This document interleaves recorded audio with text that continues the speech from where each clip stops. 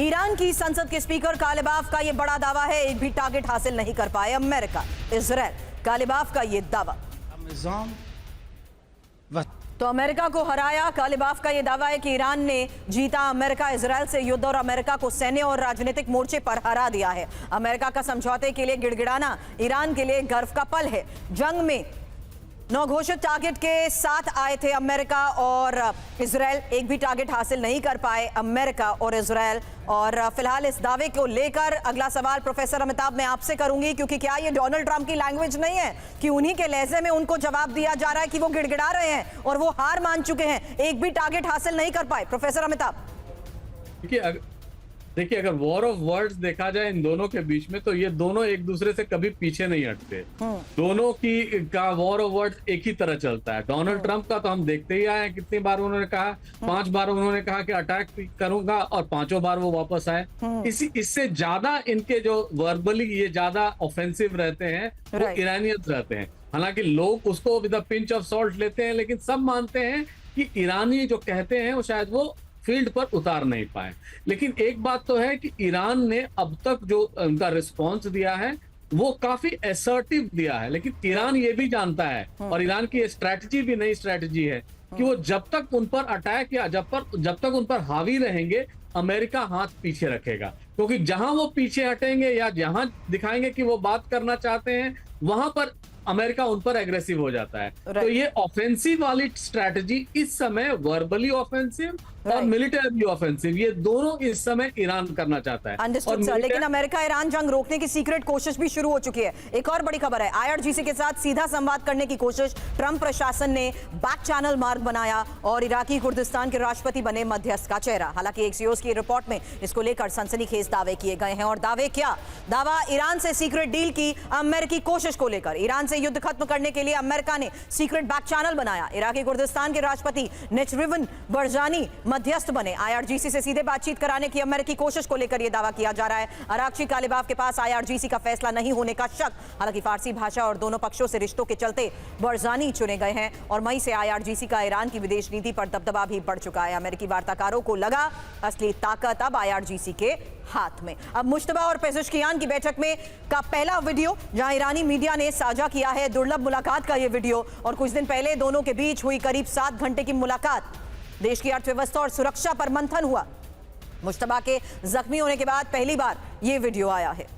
दोनों के बीच करीब 7 घंटे की मुलाकात। अब देखिए, मुश्तबा खamenei और पेज़ेश्कियान दोनों के बीच मतभेद को लेकर खबरें सामने आती थी। पेज़ेश्कियान के इस्तीफे को मंजूर करने का भी ऐलान किया जा चुका था कि अगर एक बार और उन्होंने इस्तीफे की बात की तो मंजूर कर लिया जाएगा।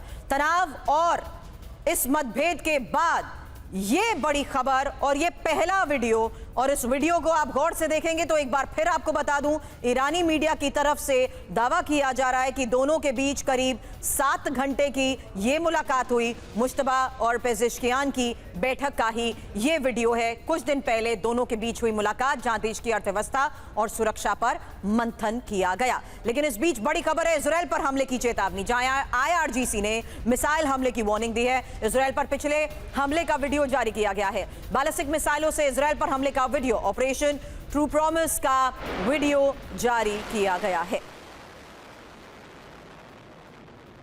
अमेरिका और इजराइल को ईरान की चेतावनी। अगली बड़ी खबर है, ईरान की स्ट्रैटेजिक सरप्राइज देने की वार्निंग। जहां एमओयू खत्म होते ही नई डॉक्ट्रीन सक्रिय और आईआरजीसी के ब्रिगेडियर यादुल्ला जवानी का ऐलान। नई डॉक्ट्रीन के तहत आक्रामक ऑपरेशंस होंगे।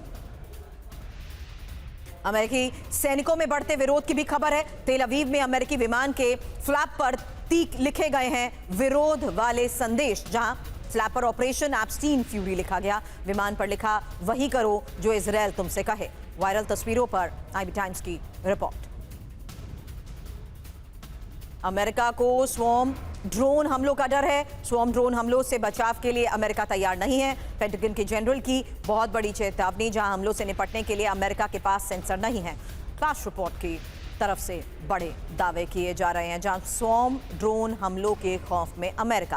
हालांकि स्वॉर्म ड्रोन हमलों से बचाव के लिए अमेरिका में पूरी तैयारी नहीं है। हमलों से निपटने के लिए अमेरिका के पास सेंसर की कमी है। यूएस नॉर्दर्न कमांड के डेप्यूटी कमांडर जोसेफ जराई की ये चेतावनी, जहां अमेरिकी एयर डिफेंस को और मजबूत करने का वक्त आ चुका है। कम ऊंचाई वाले ड्रोन्स के लिए इंटरसेप्टर सिस्टम बढ़ाने होंगे और यही इस रिपोर्ट में दावा किया जा रहा है। क्विक रिस्पॉन्स सिन्हा सर आपसे, क्योंकि लगातार अमेरिका की तरफ से सामने आ रही रिपोर्ट्स में दावे किए जाते हैं कि अमेरिका किस तरीके से प्रोडक्शन पर ज्यादा जोर दे रहा है और इंटरसेप्टर सिस्टम्स को बढ़ाने पर फोकस करना चाहिए। क्या अमेरिका की इसी क्षमता को देखते हुए आज परमाणु नीति में बदलाव की खबर? ये सवाल मैं आपसे इसलिए कर रही हूं सर, क्योंकि बदलती रणनीति में अमेरिका की सैन्य कार्रवाई को लेकर संशय हमेशा बना रहा। देखिए सुरभि, देखिए थर्ड इंटरसेप्टर्स हैं वो 80% इंटरसेप्टर खत्म हो चुके हैं अमेरिका के। और देखिए जो बनाने की क्षमता पर ईयर की है वो बहुत कम है। उनको तकरीबन जो लेवल से उन्होंने शुरू किया था उसमें आने में 6 साल लग जाएंगे।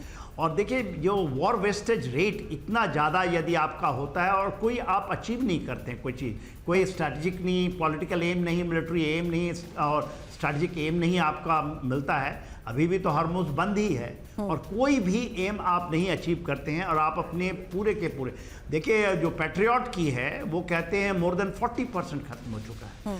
तो जो आप कहते हैं स्वैम ड्रोन और ये जो टेक्निक है, और इसकी टेक्निक तो ईरान से ही है, खास करके ये आपने देखा होगा अजरबैजान और आर्मेनिया की जो लड़ाई है उसके अंदर में ये चीज़ें दिखाई दी थी स्वैम ड्रोन। उसके बाद कैसे पकड़ा है, इवन इंक्लूडिंग जो यूक्रेन है इसकी महारत हासिल कर ली है, उसने नाको क्षमे चला रहा है वो रशिया को। तो यदि ये स्वैम ड्रोन की कहानी जो इन्होंने किया है, ऐसा नहीं कि नहीं किया है, 13 बेसिस में जॉर्डन तक हिट करते हैं।